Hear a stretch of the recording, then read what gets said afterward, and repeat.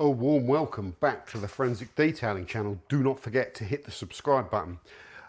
So what is the focus of this video? Today we're going to do an aggressive wash on my Porsche 996. So it hadn't been clean for a few weeks in winter, already covered in road film and brake dust, and then I've just driven across Europe to Spa, Francorchamps, or whatever it's called, the historic motor circuit, which was awesome. Ragged it around that circuit for a day, driven back. It's been wet, horrible conditions.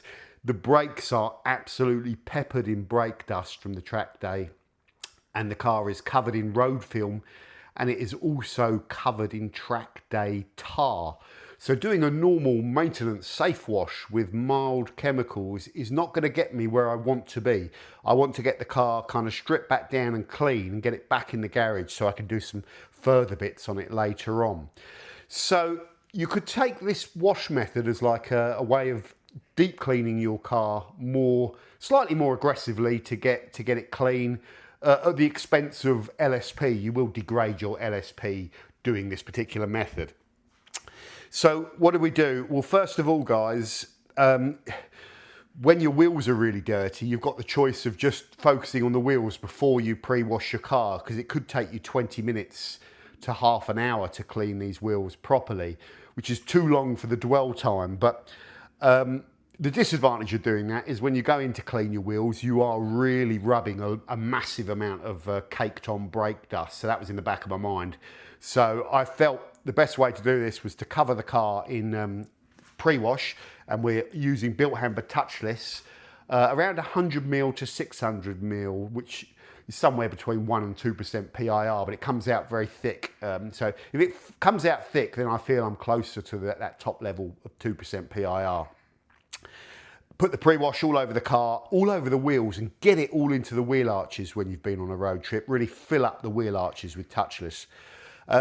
You can then go on and leave that, and it's cold conditions now. It's a nice sunny day, but it's not warm, and the chemicals are not going to dry now. It's November, so that's great. It's a great day for washing the car. Leave the snow foam on there and start cleaning the wheels. So after a couple of minutes of dwell time, I blast off the wheels with the pressure washer, and that just removes a good chunk of all of that stuff which hasn't bonded. So there's a difference, isn't there? There's three ways of cleaning wheels. Wheels that are maintained and the car's only ever taken out when it's dry and it's not driven hard. You could clean them with anything. You know, you could clean them with shampoo or whatever, because they never get a chance to build up. Your APC will be fine. You know, coated wheels that you're cleaning regularly, you can use milder chemicals. Then you've got medium kind of wheels, which were mine in this scenario, where they are protected, but they're absolutely plastered. So the next step up, I feel, could be using that fallout remover. You do have an alkaline wheel cleaner kind of option in there as well, but I felt it needed a bit more than that. So I've used a fallout remover, Korrosol. You could use auto wheels. Put that on there, and then spray some Surfex HD, alkaline APC over there.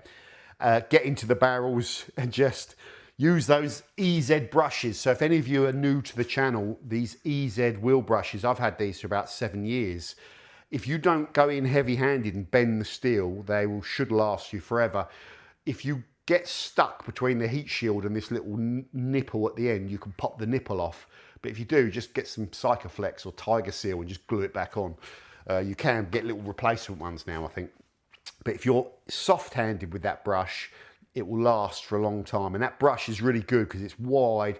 It's not all stiff bristles where you're conscious you're going to be scratching it, but it still bristles, and it just spreads out, and it just gets the wheel clean. It's probably the #1 detailing brush. Could be improved though if they get rid of that steel core but keep the same brush design. They'd be fine. And you just go in and move it backwards and forwards in a little fan. That's it. And as you're going in and out, try and get the bits of the wheel, you know, the spokes that you can miss. That's my first tip. And I like to do the barrels first. Some people tell me they do them last, whatever. Do it whatever order you like. You probably should do the wheel arch before you do the wheels, just so you don't get loads of stuff falling down, grit falling down after you've cleaned the wheels. But you're going to rinse it all off at the end anyway. So for the wheel arch, I use I use this EZ brush. I think it's EZ Go brush. It's just got a stiffer handle and it's got the brush all around it. You can just work it a bit harder. The only improvement on this would be a longer barrel for me, a longer arm, just to get right in there with it. That's the only improvement they could make with that. Apart from that, guys, I'm using this, because my tyres needed a good scrub, I use this Detail Factory tyre brush, which is just brilliant. It's dense, it's springy. As soon as you start scrubbing on the tyre with it, you know it's doing a good job. You just know, and it's all rubberised, it's all safe. It's just a very good tyre brush. And then I went over the faces with the flat face Vicam brush, which I've talked about many times. Really useful wheel face brush. I also, in there, I keep a cheap semi-synthetic Amazon special mitt, because you can just get around the spokes a little bit with a mitt. If you don't do that and you just use brushes, I've noticed whenever the car comes in afterwards back into the garage and the wheels change direction, you always miss a bit. So just going back over, I know that you're repeating yourself, but it just means you've got less chance of finding little bits of dirt on the wheel when you come back in. I probably will still find some and I'll just clean them off, you know. But you're trying to do it properly, aren't you? While you're there, you're trying to go in once, do it properly as quickly as you can. So that's why there's a few different tools in there. The Elasta brush is just max poke. It's really stiff and it's great for stubborn contamination. You could probably use a hog's hair today, but that's always a good option. And apart from that, I just have a couple of other random ones in there. That wheel woolly I keep in there. And the more brushes, the merrier, really. And I'll just clean them all off, rinse the bucket out now that I'm done. So once I've scrubbed the hell out of it and I'm happy that the wheel and the tyre is clean, I'll pressure wash it all down. And then I spritz some Gyeon Wet Coat over the wheels, just to keep, not so much to keep it hydrophobic, but because this stuff, I believe, has self-cleaning, so it complements if you've got a coated alloy wheel, or even if you haven't got a coated alloy wheel. Once you've got it clean, you put a layer of this on. I think it makes the next clean a little bit easier. So I use quite a lot of this, mainly on wheels. Yeah, I really like that spray and rinse. It's beefy as well. After you've used it, the zing effect is really, really good. Just rinse thoroughly to make sure you get it all off. So that helps maintain it. So we've got mid-aggression with all of this. If I was scrubbing away on those alloys and the barrels weren't easily coming back to a nice clean finish and I could still see stuck on contamination and I've left it even too long and it's all baked in and bedded in, at that stage, really, if you can't easily get it out when you're going in with the EZ brush, you're at the stage where probably the wheel needs to come off and you need to go at it with an acid and get it all off, deep clean it with an acid. And then, you know, then either coat it or, you know, or treat it with some wet coat and get it back on. There's a big difference between trying to clean the wheels when they're on a car and trying to clean them when they're off. When they're on a car, you can only get them as clean as you can see and you can't get your eyes in there and look back at all the bits of dirt you're missing and that. So it's limited, but you want to do a good job. So, but the proper job is to take them off. I can't be bothered to do that. I've done it, don't you? I'm not lazy, I've done it. You know, but I'm not doing it every single time I wash my car. So that's the wheel cleaning side. After I'd done 2 wheels, I noticed that the pre-wash was starting to dry. It's probably been about 15 minutes. So I just rinsed off the pre-wash on the car at that point and then did the other 2 wheels. Now, we move on now to pre-washing. The car had grease and oil on it. Heavy road film from different parts of the world, different geographies of road film. The touchless product, given its full dwell, just softens that down. And when you hit it with the pressure washer, you just see straight away, you just know it's working because the panel just comes back clean. If you touch it, which you probably shouldn't touch it. If you touch it, you're not getting like, you're not seeing the line of dirt still on there when you touch it, even if it's a more subtle line. It just seems to clean really well. That's the layman's view of why I like using the product. Yeah, so we all know about touchless on this channel. Very good. It's as powerful as you're going to get without using caustic chemicals, and it's pretty good value as well. Great for road film. That's softening down. Love it. It just makes, if I just used a milder one, when I come to do the contact wash, I'll notice all the bits of dirt still there, and then the chance of me not cleaning them because I miss a bit, because you do tend to clean your car quite fast, especially down the low areas. When you do miss a bit and the car comes in, you sort of spot a patch that you've missed. When you use touchless, if you do miss a bit, you're not going to really know. It just makes cleaning the car easier. And when you are doing the contact clean, it's already softened it down more, you know, if there is still some there. So yeah, it's a really good product. In the bucket, in my wheel bucket, I had a little bit of citrus as well. That Achem one, I'm just using that up. I just put some chemical in there, so that's going to help as well a little bit. In here, I've just got about 10 ml of auto wash, Bilt Hamber Auto wash. After I've rinsed off the car and I've done all the wheels, I'm then ready to do the contact wash. I had about sort of 75, 100 ml of touchless left, so I just spray that back over the car. You can actually do the whole car with like 100 ml if you're really quick. So you can go mega kind of like tight on these chemicals and use hardly any if you want to, but typically I'll use about 400 ml, especially if I'm filling the arches up. Anyway, I put the touchless back on, go in and contact clean.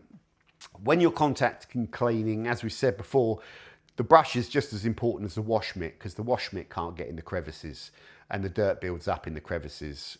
Perhaps not as much as the exposed panels, but it builds up and it's in there under the door handles, under the wing mirrors, in the gaps, the panel gaps, you know, around the headlights, around the badges. So just having a brush there in your bucket and a wash mitt allows you to just go around and get everywhere dug out under that number plate on the rear bumper. That always picks up loads of road film. And I'm using the Dab Dib or Dib Dab or Dob Dob or whatever it's called from Car Pro. I could have used my any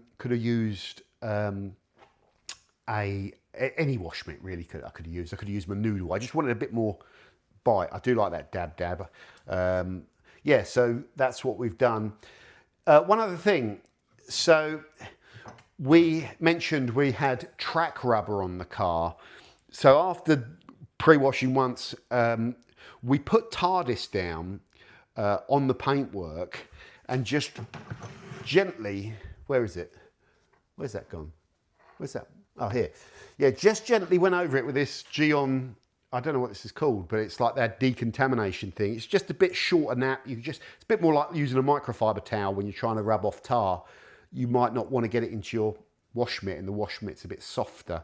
You know, I wouldn't want to get it into a microfiber mitt or something, you know, my main mitt. So that's good for decontaminating, you know, especially tar and glue. You could argue, if you've got corrected high quality paint, that you should wash the car first and then do that decontamination afterwards, because there'll be less dirt. My car's a track car, it doesn't have perfected paint. I put the Tardis on and I just wipe gently over all of the cars like I'm washing the car almost, but just gentle. And the Tardis is so powerful, it just knocks off the rubber.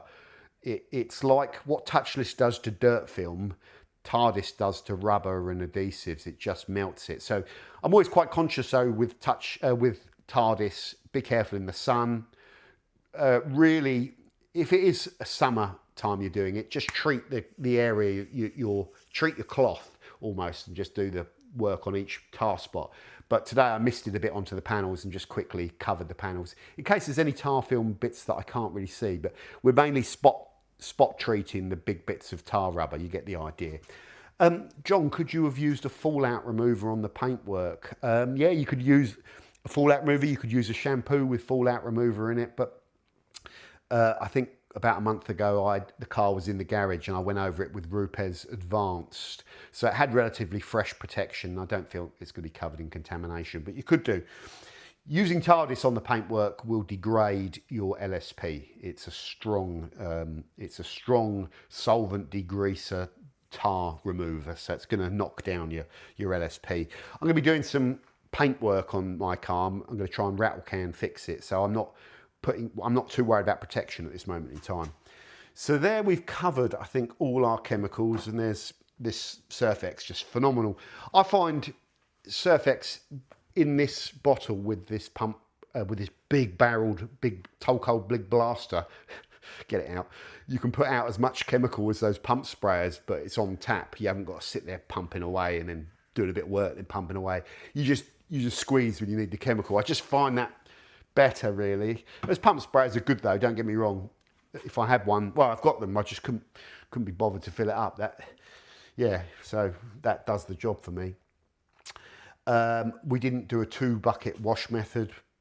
You know, if you follow the channel, it's just not something I typically do, but I'm not typically against it either as well. It's just about standards. If there was a Ferrari F40 outside with perfected paint and someone's paying you to do it, they might expect you to use 2 buckets and do the top standards of everything. I just don't do that on this particular car because it's not in that sort of condition, and I don't sort of have it like that. You know, it's not like that. You get the idea. In terms of pressure washer, if you follow the channel, you know that I use the P55 Go, the Ava P55 Go unit, which 440 litres per hour water, and is that 145 PSI or whatever it is.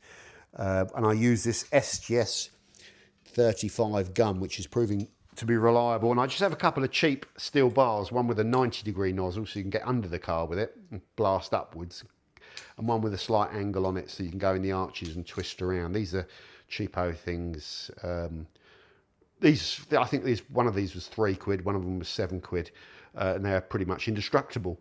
In fact, yeah, that 90-degree one I think was £3.45 from Temu. It's got steel fitments on it and stuff like that. £3.45. It's good. That'll last me forever. And I keep all of that there like that, and it goes back in the cupboard when I've finished. Yeah, so that's proving to be reliable as well. It's got 10-year warranty, but I've been using it for about 3 years. It gets used 2 or 3 times a week. I don't bust out the big one. I've got an Evolution in there. It's just quicker. This is quicker. And I don't have to have the pressure washer taking up space in my garage. That just slots in there. And it's got enough pressure to do a car. If I'm doing the house or the patio, the big boy will come out. Well, it's not a big boy. It's an Ava.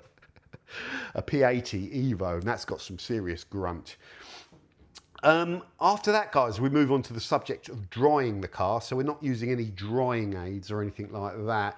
I just use, if you follow the channel, I've been a big fan of these Korean drying towels just to knock off, quickly whip over the panels and get off 90% of the water. Much more important in the summer to get that initial panel dry done very quickly. And these just whip over the panel, pick it up. You know, the aim is not to be buffing into the paintwork too much, just glide across it and pick it up, and then you've got less chance of scratching stuff. And then, of course, I blow out all the crevices and stuff with the what's it called? The flex blower, the leaf blower with the nozzle, the stubby nozzle with the rubber thing on it. That's been great, that has. That has just been a really good tool that I use. If I use the tools and they work and they don't give me any grief and they don't break, and I use them all the time, and I start to really appreciate them. And so far, so good with that. So there's all the tools, really, that I've used to do this. John, what else could you do? What do I need to go and buy? Loads of other stuff? Not really, no. It's all about just having the tools and buying the tools that you feel are good for you. And a lot of stuff, you know, out there, you don't need really. You're the one cleaning the car, and the biggest difference in results is it's like just how long you spend doing it really, and how thorough you are. You know, the more you turbo wash it and just fly over the car quickly with your wash mitt, the more chance you got of missing stuff. The less you bend over and get all the bits at the bottom, the less you poke out all the crevices, the less time you spend doing each wheel and blasting it all out and making sure you got all of the bits. Those are the things that make the difference.